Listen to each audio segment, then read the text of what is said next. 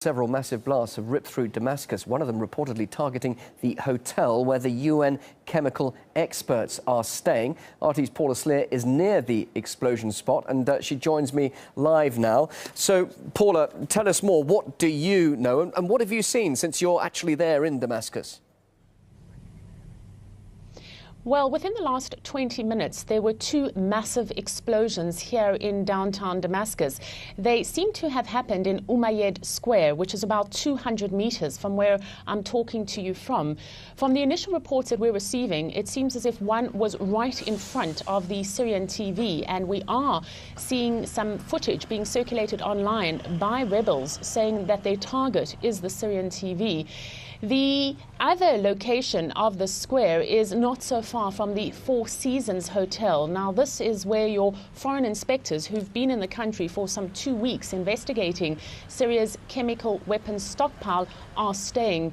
Just this morning, there were warnings posted by armed rebels warning civilians to stay away from military checkpoints. And I mention this because this square, which is very close to where we're staying, is something that we drive past several times a day. In fact, we drove past about an hour ago, and there are several checkpoints there. Indeed, it's very difficult entering and leaving the square with the military constantly checking papers and making sure who's entering and who's leaving. As you can well imagine, the information at this stage is very preliminary. In the last 20 minutes, we've heard a number of ambulances hurrying past. We're also hearing reports that there are civilian casualties. Just in the last minute, I was told that there is at least one person dead. We do expect that count to climb because these blasts were massive, and as I'm talking to you, we can actually still smell the aftermath of the explosions. They happened, as I say, some 200 meters from here, and as I'm speaking to you now, I'm also hearing further gunfire just a short distance from here.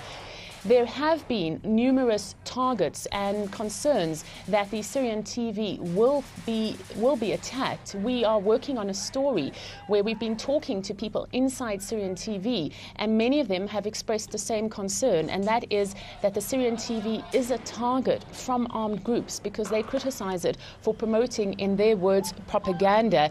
We are hearing that the Syrian TV building was slightly damaged. We do know that one of the TV stations that broadcasts from within that building, the Al-Akhbari station, has gone off air and hasn't resumed broadcasting. And as I say, we're continuing to receive updates. The situation certainly very tense and at the moment a little bit confused here in the Syrian capital. Paula, thanks very much indeed for that live update. RT's Paula Sleer there in Damascus.